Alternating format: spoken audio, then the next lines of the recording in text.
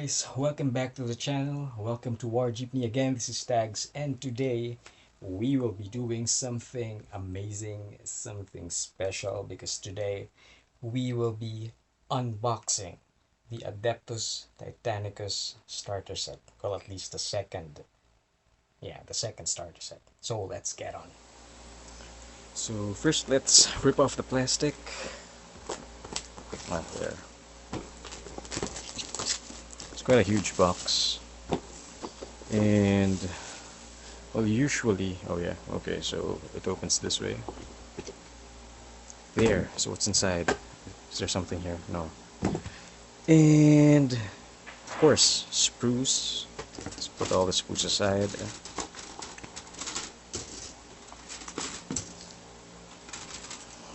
Lots of sprues. And okay, so there are sprues also for templates, and they look like pretty much your old templates. And by old I mean the old editions of Warhammer 40k. They used to have these types of templates, so now they're being used here. Okay, and yeah, more sprues. We also have this awesome poster, so I guess you can frame it, or you can just put it straight up on the wall. At the back there are also some okay, there's some glare. Okay, so at the back you also have some of the box sets, the books, and also a box set for terrain. So nice. I think I don't have this. Oh yeah, I think I have that. Anyway, and let's not forget the bases and more bases. So how many bases do we have? 4, but there's still some bases underneath, so let's just get them out of the way. Okay, so something fell off. There's this bit I saw in the box. I'll just figure it out later. Next would be dice and nice dice. So if you can see it on the video, it's like your Chessex dice, the marbled type dice, but of course with custom symbols. And next we have stratagem cards. We'll look into that in more detail later. We also have I don't know what these cards are for, but probably they are for equipment, because here it says Reaver Titan Power Fist, and at the back it says weapon disabled, so probably you equip them on a sheet or something, and that's it. Next is we have the Rulebook. We'll open that later, and there are some data sheets also on top. The data sheets is pretty much the stats of your knights. And we have a gaming aid, so we have some of the orders summarized. We have some of the special attacks also summarized here. We have different types of actions that you can do. At the back is, well, I haven't really read the rulebook yet, so I'm not so sure. Probably these are the phases. We have a damage table, we have the special effects from Awakened Machine Spirit table, damage effects, catastrophic damage table, and weapon traits. So let's just try and zoom in a bit on the weapon traits. Okay, so this camera is not really doing some zooming. Putting those aside, is this an important piece? I don't think so. I think it's just from the template sprue. Next we have transfer sheets. We have this Adeptus Titanicus Reaver Battle. I don't know what it is. Probably the manual on how to put things in. I'll just open it up later. More transfer sheets, the ruler, and more transfer sheets. Okay, so this is what we have inside the box. So this is the, well, these are the contents.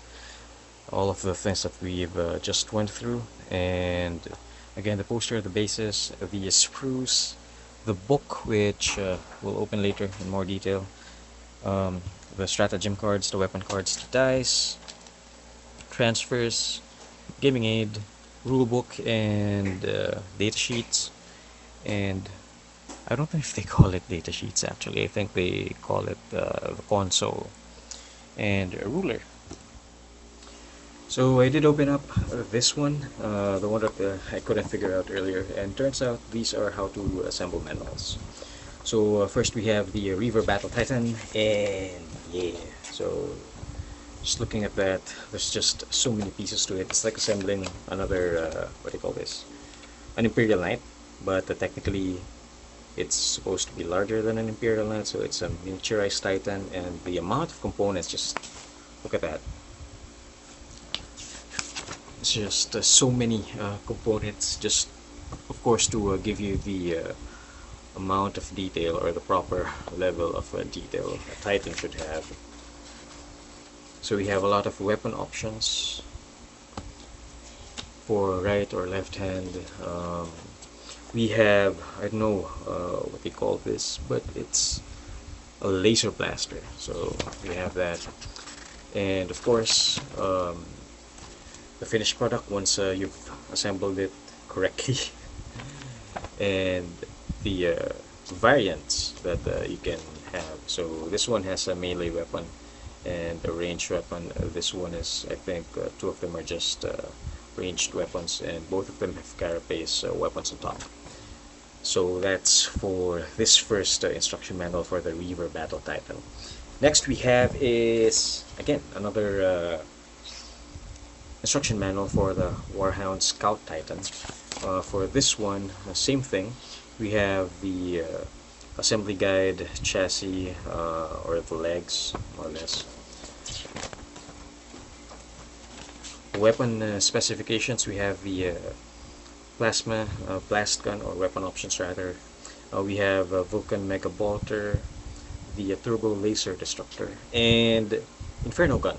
So, I think I want to use the Inferno Gun. And of course, we have here the finished assembly, or the finished product once everything's been assembled correctly.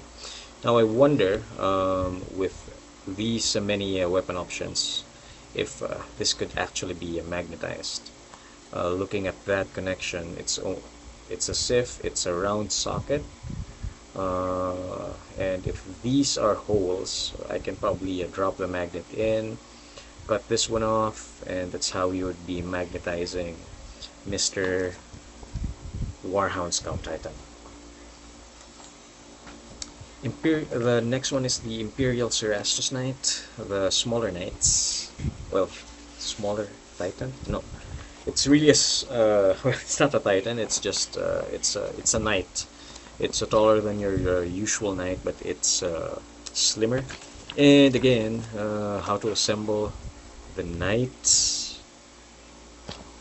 Do they have weapon options? No, they don't have weapon options. They just have the shield and the spear, and that's it.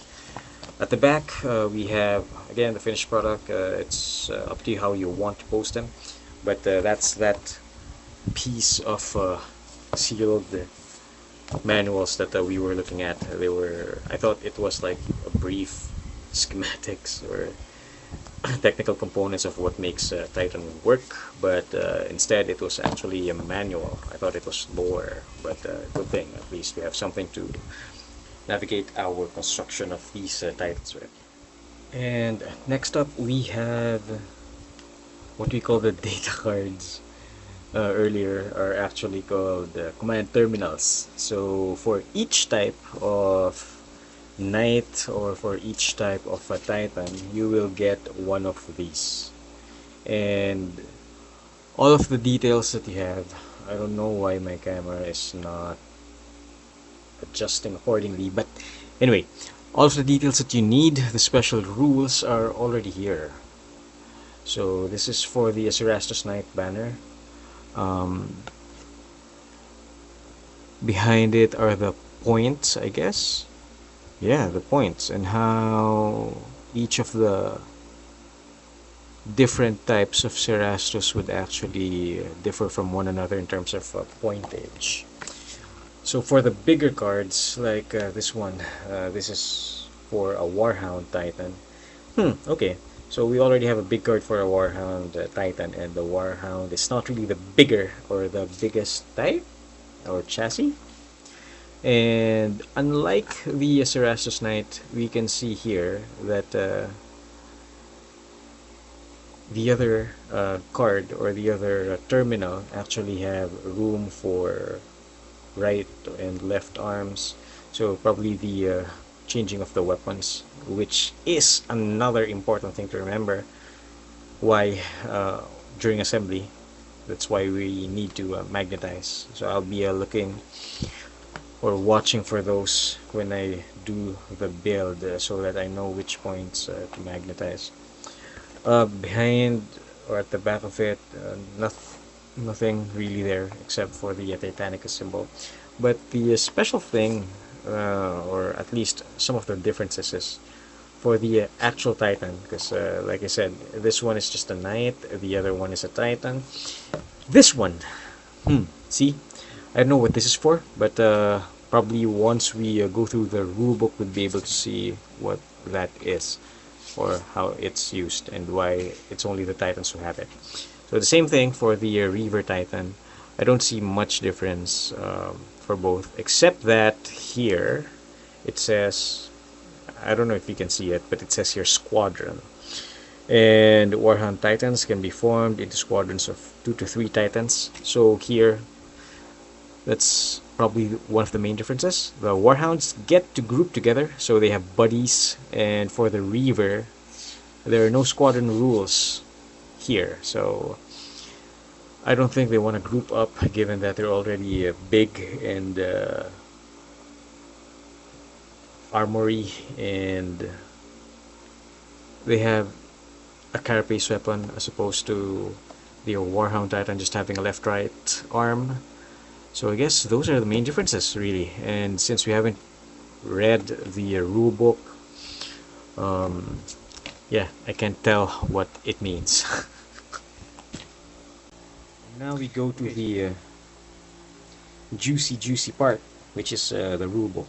And if you're a fan, or if you've been playing with 40k or Warhammer or GW games, we all know that rulebooks would usually contain a lot of lore, and just for the first few pages we'll already have a lot of pictures, and I'm not so sure what's inside the rulebook. Maybe there's a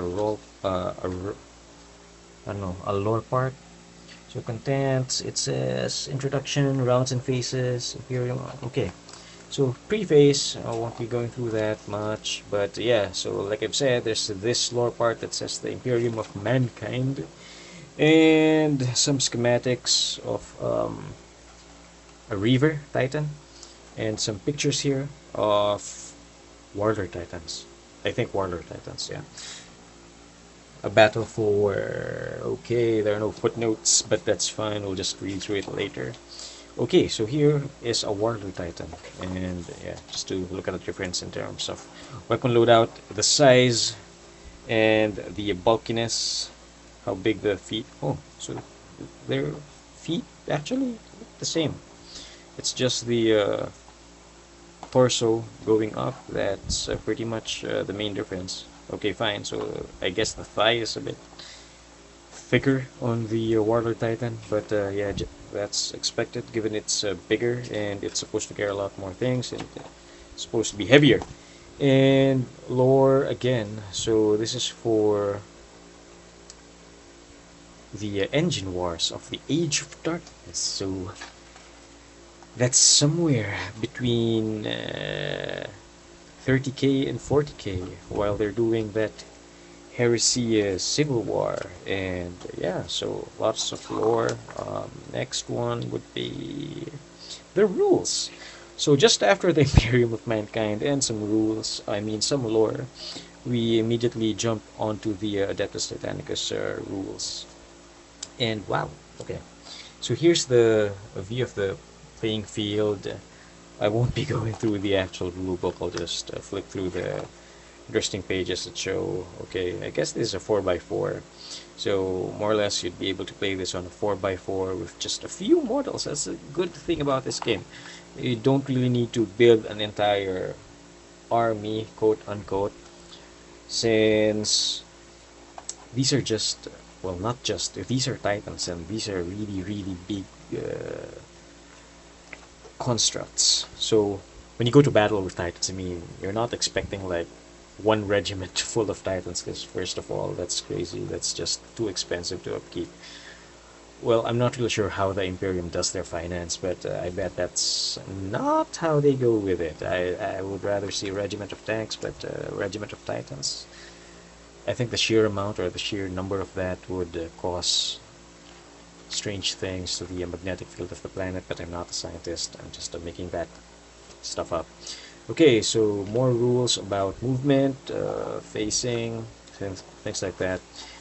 And okay, so this part here is about the faces. This is the end phase.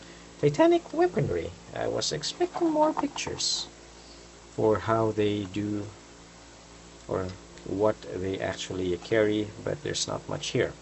Now, moving towards the next page, I think these are the, yeah, so it says here advanced rules, so probably these are scenarios, and the different types of orders that we have. So yeah, so it's still about the rules. I'm just flipping through, and there you have it.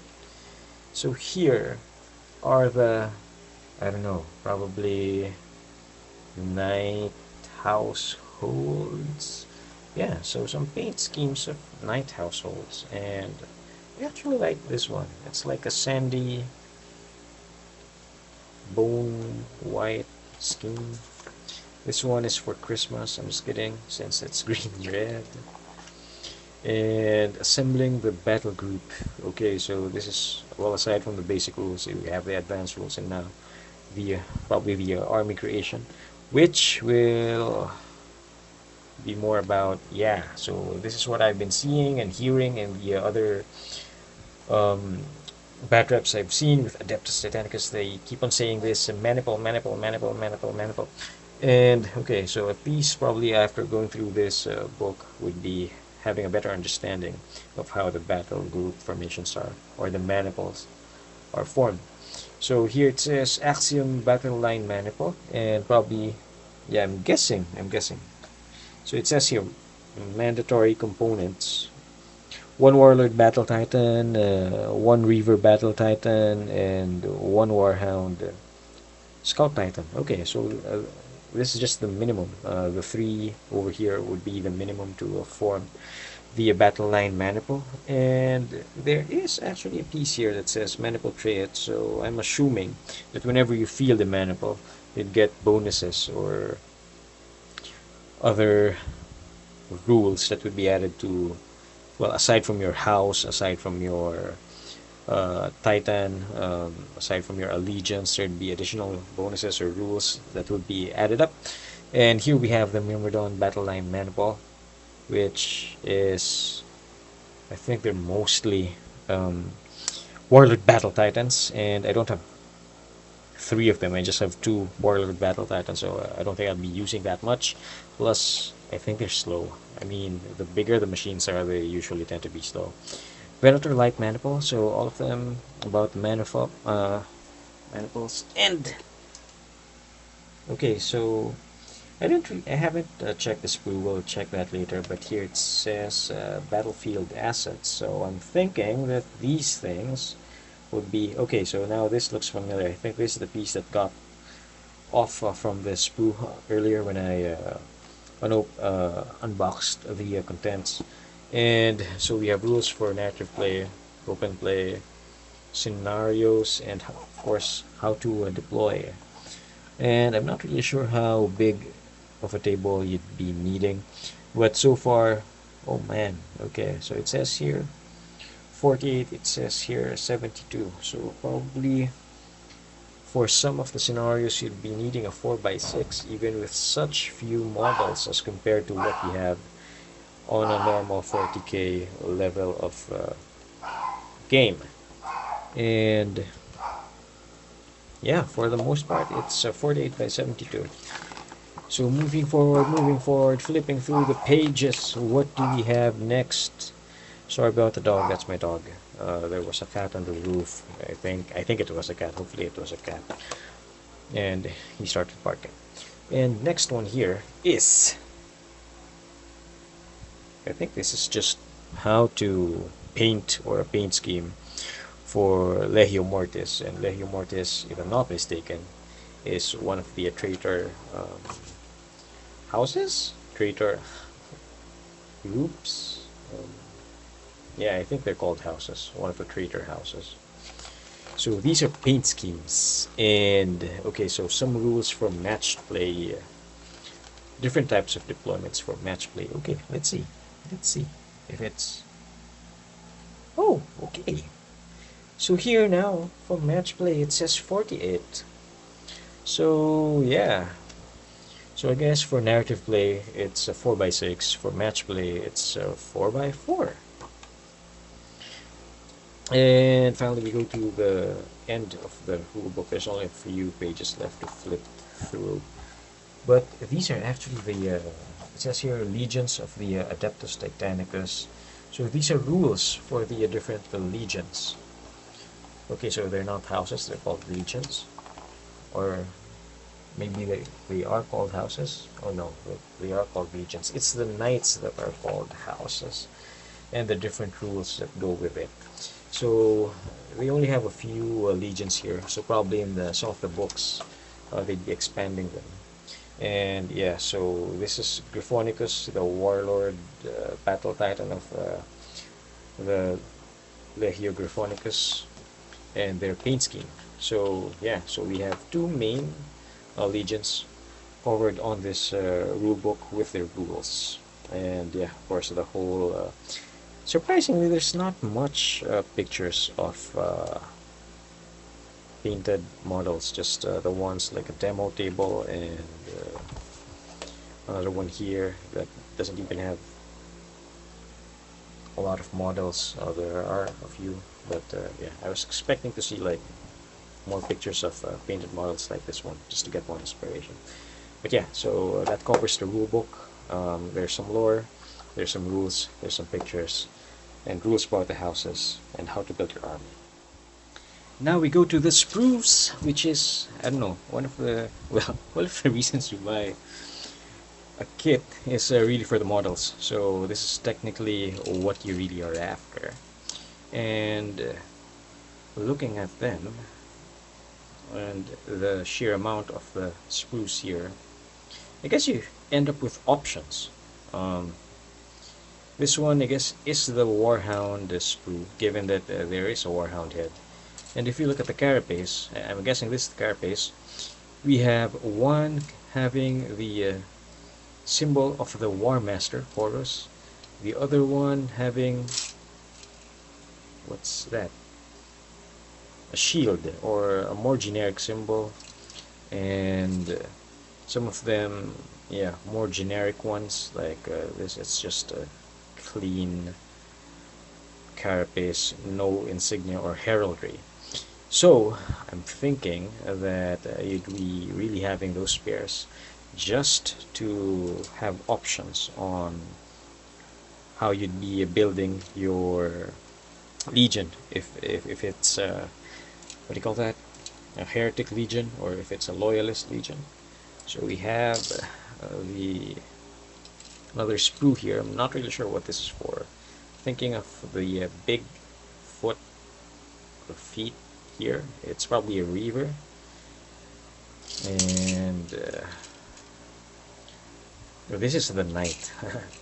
So if you've ever built a Imperial Knight, you'd be familiar with this silhouette, which is the top of or the upper carapace of the knight. But just look at how small this one is. So it's a cute knight.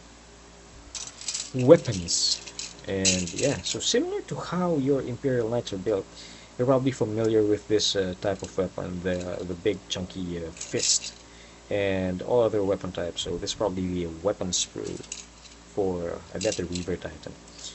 This one So this one we saw in the manual. There were some tubes running off some of the weapons and the flamer that I said I'd like to use.